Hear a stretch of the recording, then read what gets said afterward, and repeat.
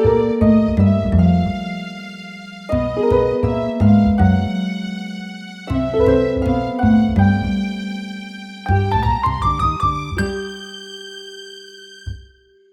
everybody, we're here with Jillian Davis, alumni from Benjamin Logan, and I'm going to take the time today just to interview her and welcome Jillian. Hi. So hey, we're just going to talk music today and kind of get an idea of where you're at and what you're up to. So first question I want to ask you is, why music? Why is it important to you? I guess there's a lot of reasons why, but I mean, number one is it's just a great way to express oneself, and I just really enjoy doing that through music and being able to kind of make your music your own sort of thing. Sure, and Um, what instruments do you play? oh, I play the harp, the bass, piano, Pretty much those. everything. Yeah, for sure. Yeah. So talk to us about what kind of your earliest memory would be with music. Like, what do you remember that sticks out? Um, I I mean, probably the first time I ever saw the harp was a pretty big one. I was at I have no idea whose wedding it was because I was so young, but I was at a wedding and um I think it was during the reception. There was a harp player there, and she actually also turned out to be my first harp teacher. Her name was Allison. And that was the first time I ever heard the harp, and I think that was kind of the moment that I was sold on wanting to play it. So Great. that's kind of what started everything, yeah. And you're you're an interesting case because when you would have been coming up through school, harp isn't a typical instrument to play. You know, when you Yeah. yeah, right. When you get to fifth grade, it's not like you can see all the brass instruments and woodwind instruments and percussion, and then harp is listed. We don't have that. Yeah. Um, so maybe talk a little bit about what steered you towards percussion, because I think you started out as a percussionist. Yeah, Or I don't was it know. a random or was it a random thought, you know? I think it was just at the time, I was just, like, really into music in general, and I think that I just wanted to do percussion because it was something where I could play a lot of different things, and along with that, like, the xylophone and marimba and instruments such as those were similar to piano, and I had also like just started piano around that same time, so it was like kind of all fitting. But I actually also auditioned on flute, so that's kind of funny. But I ended up doing percussion instead. When did you start private lessons?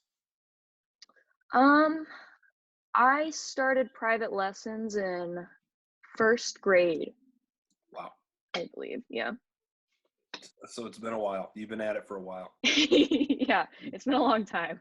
I don't remember having private, first of all, I don't think I didn't take private lessons until college.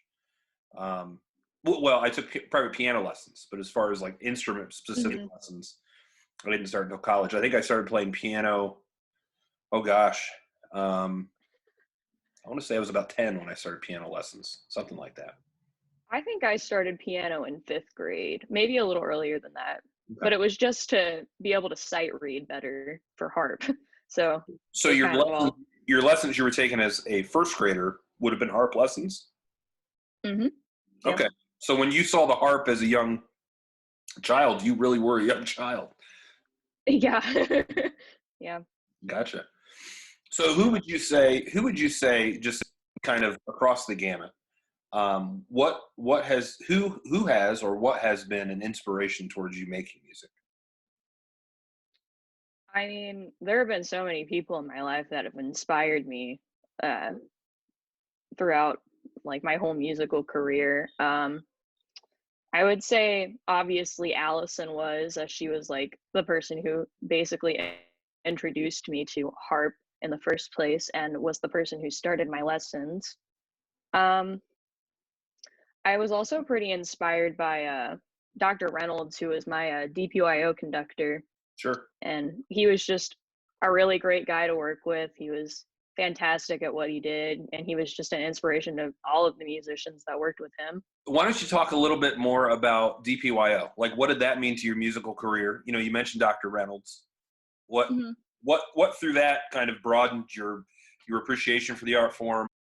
Well, okay, so DPYO was probably my first like actual orchestra experience because I did do LAYO for a while, but it was an orchestra kind of, but I never really played any harp parts because they just didn't have a lot of that sort of repertoire because they were kind of a interesting combination of not necessarily your traditional orchestra. So DPYO was really my first experience of playing like actual harp repertoire with an orchestra that was like an orchestra, and it was just really a cool time to play all sorts of different pieces, and it's where I learned like a lot of like pieces that are like well known through the orchestra community, sort of stuff like that. And it's also kind of what drove me to try out for things like Southwest Regional Orchestra and Allstate to like further my knowledge and experience. Yeah, and when I reflect back at that whole journey you kind of went on from Yeah. front ensemble percussion, you know, and Yeah. all the way to field commander and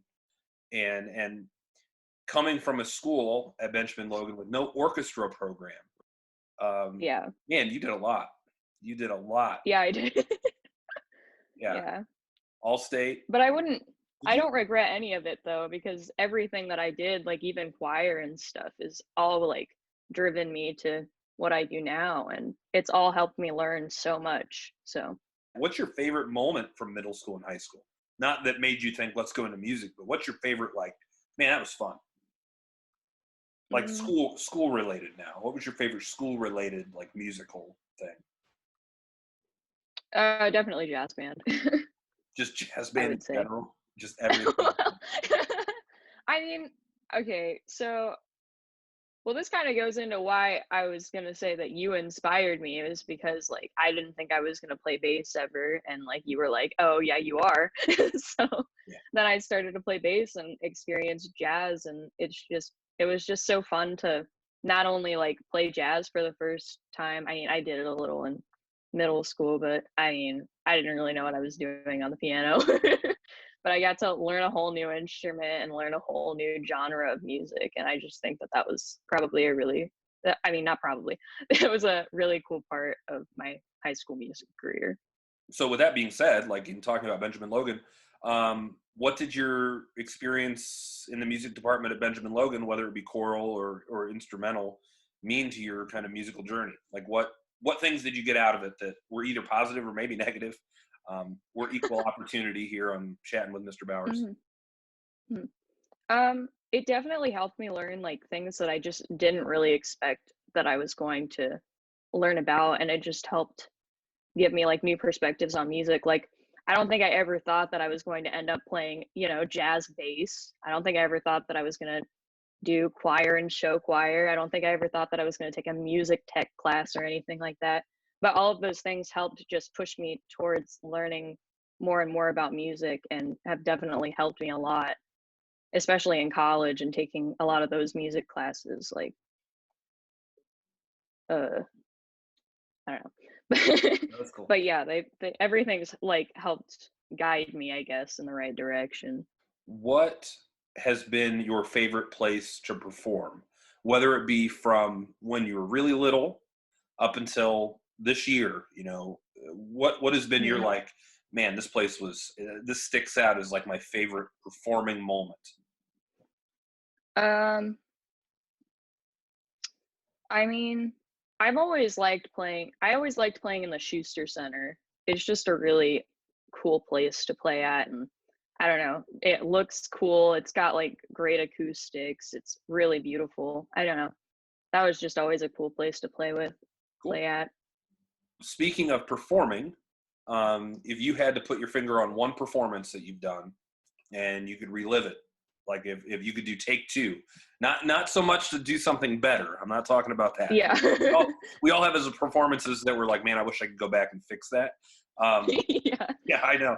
Uh, but if you had a performance where you're like, I would just like to do that again, just to experience it all again, what would that be? Mm, I mean, I don't know. There's so many. I think one of my favorite pieces that I played was with the Southwest Fusion Orchestra. It was Tchaikovsky's Romeo and Juliet, and there was a big harp cadenza in that song, and that was a really cool piece to play. I think probably that one would be. I also did enjoy playing the Star Wars stuff with DPYO, which also had a lot of really cool harp parts too. So And then now let's talk a little bit about you graduate high school and you finally decide, hey, I'm going to go into music performance. Um, what moment, whether it be in middle school or high school, and I know sometimes it's hard to answer this type of question because there's so many different moments that happen. But if you could go back like mhm. one moment, was there ever a time that you thought to yourself, yep, this is what I want to do? I mean, there were so many moments that I was just like, wow, this is great. This is something I want to keep doing forever, whether it was like playing with an orchestra or conducting as the field commander, really anything. I just knew that music was something that I wanted to keep doing forever. Like, I don't know. There was no one specific moment, I suppose. There were just so many moments that helped like lead me to where I am. Hmm. Yeah. Um, so speaking of that, you've got all these moments that kind of build who you are and what you do. Um, Mhm. so what would you say to this point? What's the best advice you've ever gotten, whether it be life advice or music advice? What would be kind of the best advice you've gotten thus far in your career? Wow. That's a tough one. It is, Um, yeah. I mean, I know one thing I definitely stand by that, everybody says this, especially if you're going into music, but practicing is just oh so important. Like, I can't express that enough. And I've heard it a million times. And I know in high school, I just thought it was the most boring thing possible, but it just has made so much of an impact. And I practice so much longer now. And it can still be so boring, but like just once you get a song so down after practicing so much, it's really great because then you can just make it as expressive and as much you as you want because you can just kind of go with things because you know the piece so well. And I just think that's so much fun. I think that's one of the things that I really like about music too. Speaking of a song being you, right? Hmm. Um, what type of inspiration? Where do you get your inspiration to create music? Like what do you think about? What are some things that inspire you to make music? I guess other musicians, really. I mean, all the people that I've heard or worked with are just all inspirations to making music. And there are also like specific like moments of like me seeing orchestras playing for the first time or me seeing other harpists play. Hmm. And like all of those people have just inspired me to want to be better and play new things and uh even like encounter new styles of music and just experience all of that sort of thing. So speaking of artists and taking inspiration, well, who would you say are your three favorite artists to listen to? I just have so many different types of music that I like to listen to. Like one day I'll be like listening to one of my jazz records, or the next day I'll just be listening to some random pop song. Like there's just so many great artists out there. And I just think it's So like really important. how about you give me one inspiration harp wise, Hmm. one inspiration since you mentioned jazz, one jazz inspiration, Hmm. and then one of your choice. Okay. One harp inspiration is definitely Carlos Salcedo. He's a really great harp player. I play a lot of his like own like written music all the time, and it's just really interesting music. And he's such a great harp player. Jazz, I don't know. I always liked the Rebirth Brass Band. I just thought they were so cool. I don't know why. Hey, They they're just one have of my such a favorites. unique style. They just have such a unique and like great style of playing, and like just listening to their music just you can like feel their passion and like joy for playing. And I don't know, it's just really inspiring to listen to. And then one of my choice. Um I don't know. I've always really enjoyed pieces by Tchaikovsky, especially that Romeo and Juliet, but, like, his Nutcracker stuff is fantastic. Like, I don't know, he's always been such an interesting, like, writer to, like, hear about, and, like, his music is so, I don't know, it's always been so unique to me, I don't know why. I just love his style of Yeah, writing. yeah. I mean, there's a reason why he's famous. Yeah, Um, it really is. and then let me ask you this: if you had to think of an artist or performer that you wouldn't want to admit that you listen to and enjoy, who might that be? Because we all have somebody that we're like, I really don't want to tell somebody that I really actually like that person. Is there anything you can think of? I mean, I don't think this is embarrassing to other people, but sometimes I think it's weird that I like listening to like gaming soundtracks so much. I don't know. Sure.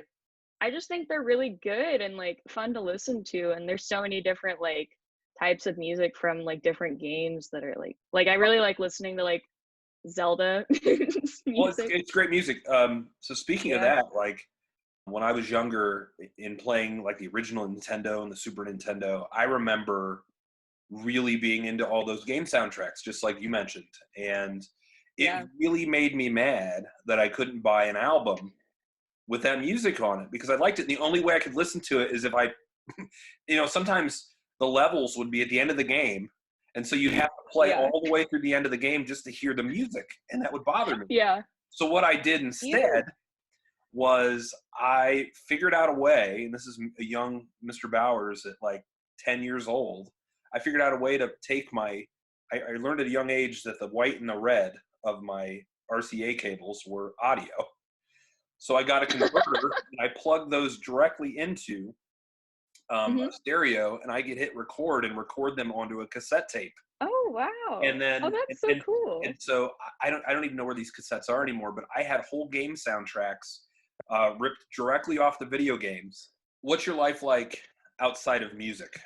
So what do you do? What do you do at college? I haven't seen you. Well, I've seen you. You've played gigs with me, but I mean, what do you do besides music? Do you? I mean, I'm pursuing a business minor right now, so I Yeah. do that stuff. How's that going? Um, Are you enjoying that? it's going well. I'm really enjoying it so far. Uh, I'm taking a business algebra class right now, which I didn't think I was gonna like at all, but I've actually been really enjoying myself. I don't know. I've always kind of liked math, so it's kind of nice to be able to do that sort of thing, I guess. I don't know. That's great. I But I mean, I loved science. what else I do would I go do? doing that. I mean, if I'm not like pursuing music stuff, I'm like usually pursuing like other arts related things. So I don't know. Like I like reading, I like drawing, that sort of stuff. I mean, pretty much that's all I really do besides music. So But if you could pick somebody to collaborate with or work with or take a lesson from or perform with, who would it be? probably Carlos Salcedo. Just maybe do some harp duets. That would be kind of fun.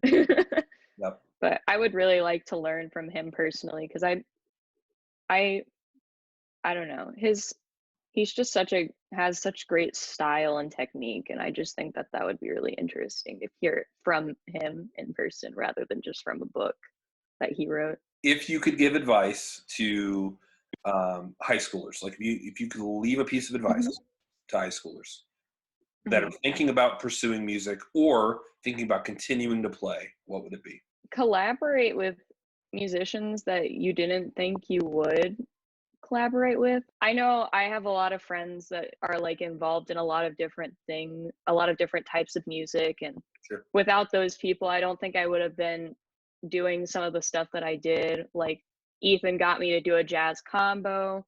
My friend Colton got me to do another orchestra that they didn't have a harp player, and they were like a community orchestra. So there I got to meet like people who aren't in music but are wanting to still keep up with music. I met a girl named Alex who plays the flute, and we've been doing flute and harp duets. Oh, I cool. just think it's really cool to try all sorts of new different things that you didn't think you were going to try and pursue different types of music, because this is a great opportunity to meet people who specialize in different kinds of music. Yep. And it's just so cool to meet all sorts of different people that are going to teach you different things. So Yeah, and I think music kind of gives you a sense of community that you can't get anywhere else. definitely, yeah. Are there any final thoughts you would like to leave us with? Just don't be afraid to try some new music things in college that you didn't think you were going to want to necessarily do. Like if you like even have just a little bit of something that's just telling you, man, I should really try this, just do it. Like it's such a great opportunity to have these musical outlets that we do, and ev- every college has great musical opportunities that you can take part in, and you should just go for it. It's a great time. Thank you, Jillian. No problem. And I'm for sure proud of everything you're doing. I mean, you're uh, awesome. oh, thank you. Great job at everything you're doing. Thanks.